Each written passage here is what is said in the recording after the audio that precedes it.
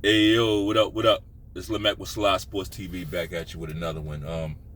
Real quick one. I'm gonna talk about the Anthony Joshua fight. I know it's been a couple days since this fight happened. Really could have talked about it a couple days ago, but honestly, I just wasn't excited to talk about it.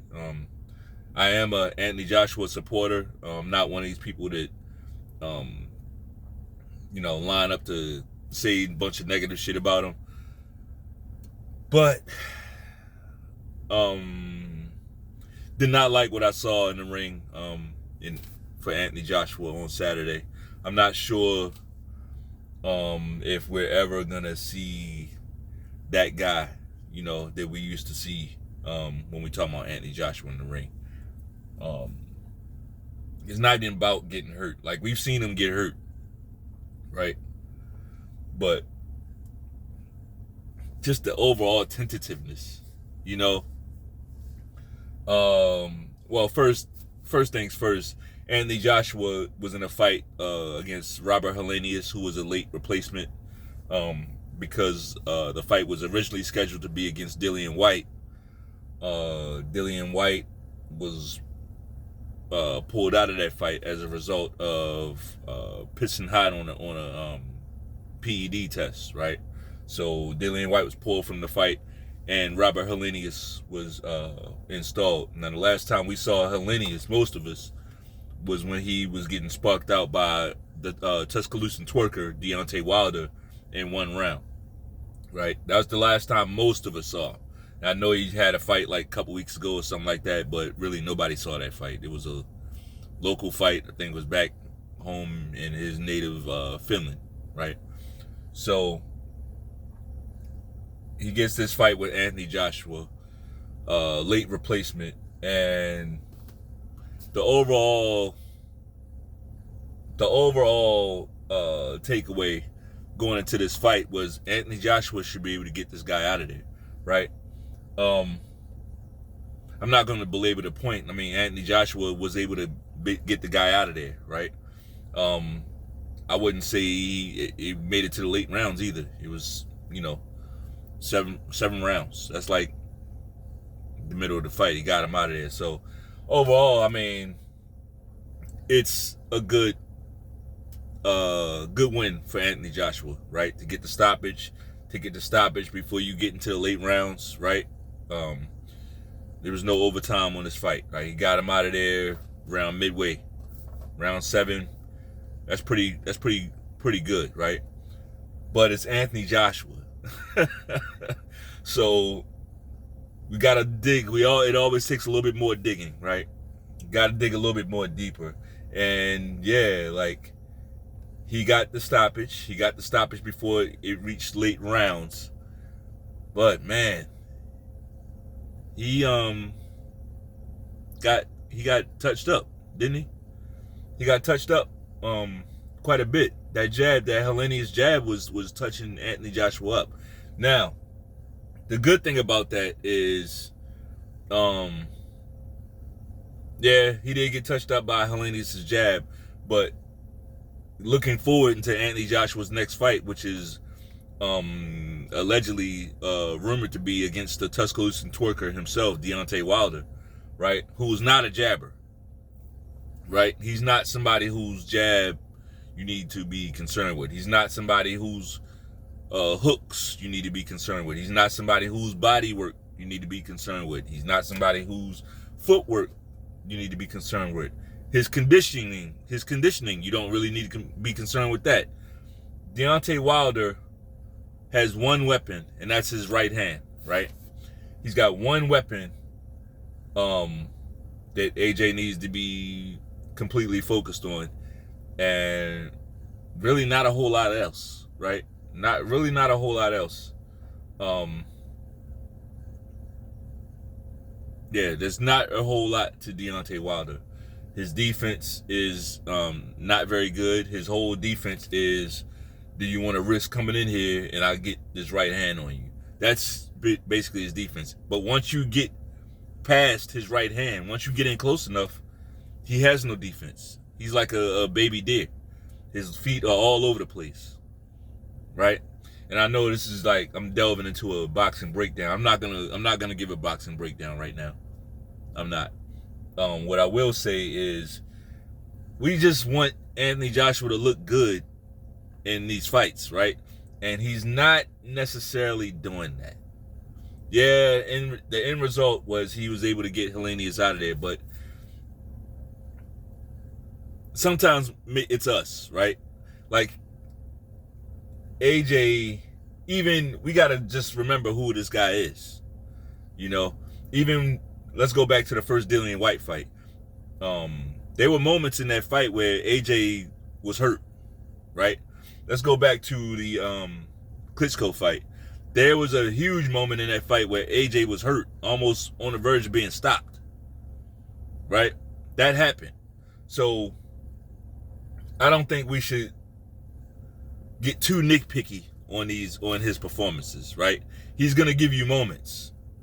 He's always gonna give you moments. And what's happening now is he's giving us lists of those moments. He's paying more and more attention to the defense. And we're looking at that and saying, oh, he's tentative. He's tentative. Well, it's a guy not putting his chin at risk all the time.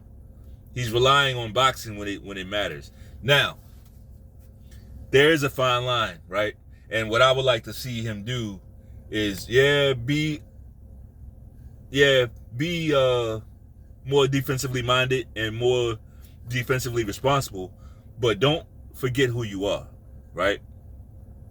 Don't get in there and forget who you are. I feel like in the two Usyk fights that we saw, I feel like that was a guy who forgot who he was. In the Ruiz fight, I ain't really gonna hold that. He was in character. He just got hit with some shit that he didn't see. Ruiz got very fast hands, right? And he was able to hit him behind the ear, right? A few times. And basically get him discombobulated, right? Got him out of there. So, I'm not gonna hold it against him too much on the Ruiz fight. But the two Usyk fights, number one, he should have never took those fights. He should have dropped that WBO belt.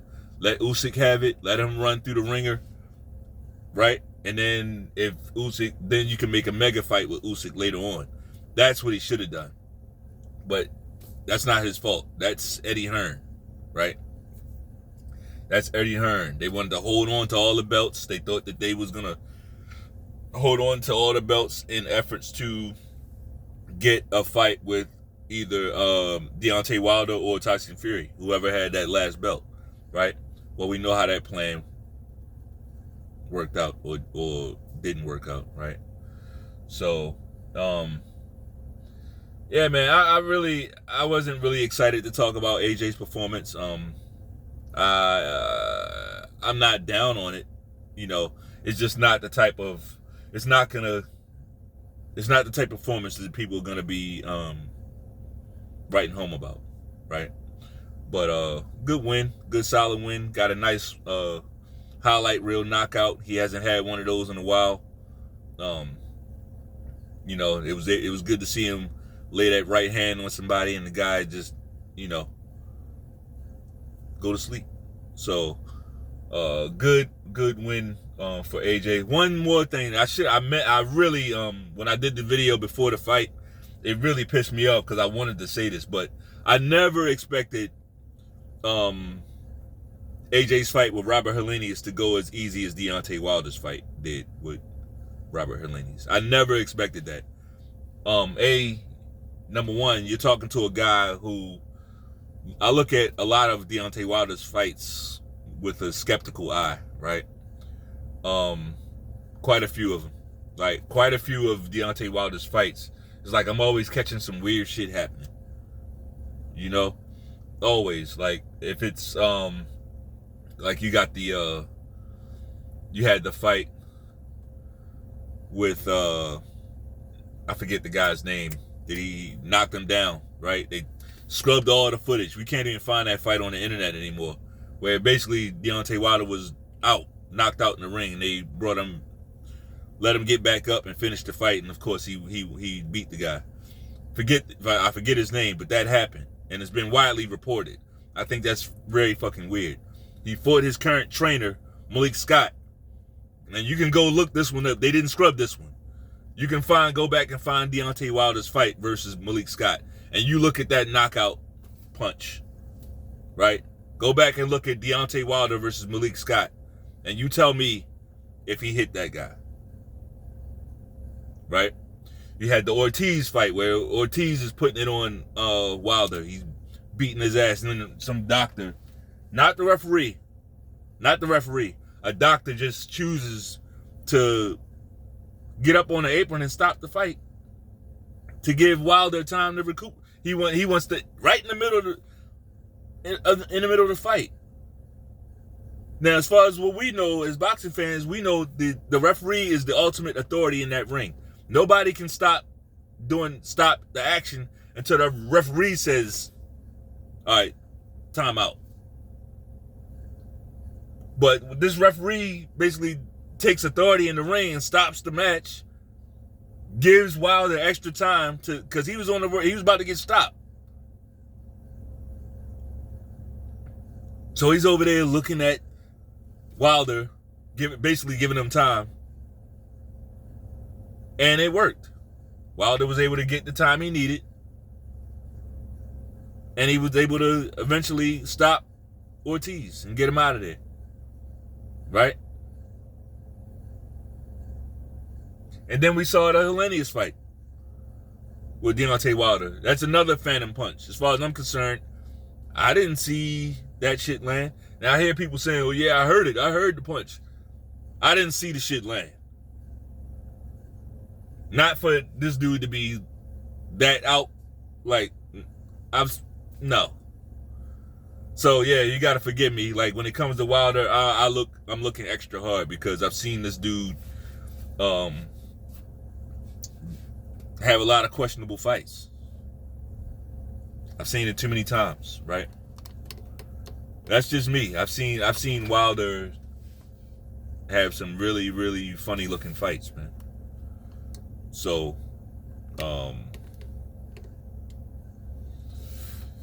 yeah. I am looking forward to the AJ versus Wilder fight. That's one of the big fights that we've, it feels like we never got that, right? Along there was a moment in time where that was a bigger fight than Terrence Crawford and Errol Spence. Like more people were online talking about AJ versus Tuscaloosa and Twerker. That was like the fight in boxing for a while. But right after Tyson Fury started whipping the Twerker's ass, right? Started beating his ass, beating up on him. Now that fight pretty much lost all its luster, right? And Tyson Fury, of course, he won the belt and has no interest in fighting anybody. He's fighting Francis Ngannou, a guy who's never boxed before. So we see what Tyson Fury's done for the heavyweight division, which is pretty much nothing. Another fight that I want to talk about is Vasquez versus Navarrete, right? That was an awesome fight. Before the fight, I literally said I don't have a dog in the race, and that's true. I didn't have a dog in the race as far as who I thought would win. I had no idea who would win this fight, right? I had no idea who would win this fight. But I know who I wanted to win, and that's who won the fight, right? I'm glad Navarrete won the fight. I really love his style of fighting. It's very, very, very, very awkward. And with those guys like that, this very really awkward and really at home with their style, it's hard to prepare for guys like that. That's why guys like Sean Porter are tough, right? For a whole different reason. It's not like they fight to get the same way or anything. No, not, couldn't be further from the truth. But their styles are very awkward, very, very awkward. And like, it's hard to prepare for guys like that because who are you going to find in sparring that's going to get you ready for that? Right? Same thing with Terrence Crawford. Like, Um, Crawford isn't the most awkward guy, but a lot of stuff that he does, you can't really prepare for it. Like, who's gonna prepare you to fight a Terrence Crawford? Right? So, that's where I put Navarrete. I put he's a very hard guy to prepare for. Punches really hard, throws a lot of punches, and honestly, I didn't think. I thought Vasquez. I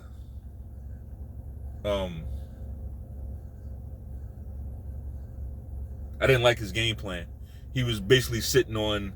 He thought that he was gonna time this guy with one shot and have him on Queer Street, right? To where he would be able to jump on him, but that never happened. Several times he timed Navarrete perfectly. Timed him perfectly and nailed him with the shot that he wanted him to, but it's like he would look at him and the guy is still coming forward, right? None of those shots buzzed Navarrete, right? None of those shots got him hurt. None of those shots backed him up. In fact, I saw him hit him with his best shot several times, and he just kept coming forward. That's demoralizing. So that's what I think happened. Vasquez, he just, after a while, it's like, man, I don't know what I gotta hit this guy with, right? So not only is he not feeling your shots now, and then late in the fight, Navarrete just turned it up even more. He started throwing. So I just think he got overwhelmed, right? I think he got overwhelmed in that fight. So I'm glad that Navarrete did win that fight. I'm glad he won. I think it creates more interesting matchups with him winning that fight. I would love to see him versus Shakur Stevenson. I see and hear the narrative that everybody's scared to fight Shakur Stevenson. I like Shakur Stevenson, right? But I think a little bit too much is being laid on Shakur Stevenson, right?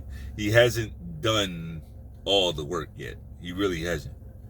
You know, I didn't like how at his last weight class, he literally lost the title on the scale. You know, Shakur did that. Like, we give other guys shit for doing that, right? Tank lost the title on the scale. We give him shit for it. Like, other fighters, they lose title. Benavidez, he lost the title on the scale, and we give him a bunch of shit for that. But Shakur Stevenson did the same thing, and it's like, he's given a pass, you know. I get it. He's a kid. He has a nice, bright smile and all that. But y'all know, this channel, we don't do that over here. We don't do that type of shit. We don't give a fuck what your smile look like. We don't care about, none of that. We looking at the facts. We look at the facts, right? So, yeah, I mean, as a boxer, Shakur I don't know who I would favor at 135 against him. At the same time, though, we got to see him do it, right? I can't just say, since I can't imagine anybody beating him, nobody can beat him. It don't work like that, right? It don't work like that. Styles make fights. Guys like Navarrete, it would be tough for Shakur Stevenson, because Shakur, he likes to probe you with his jab hand and make sure that he got you where he wants you. Well, with a guy, if they can hit you from that far out, that kind of goes away, right? A lot of stuff, like, Shakur would have to fight his way out of that one. He would have to fight his way out of that fight, right? Which sounds weird that he would have to fight his way out of the fight, but yeah, he would. He would have to fight his way out of that fight. So I'm here for it. I would love to see it. I think Navarrete might want to take some fights at 135 first, get acclimated. You know, you don't want to make Shakur Stevenson your first fight up there. right? I don't think so. I think you want to go ahead and grow into lightweight, right? He's clearly he can make lightweight, like, so we'll see. We'll see. But that's all I got for this video. If you liked it, if you liked the video, shit, bang off with that like button one time.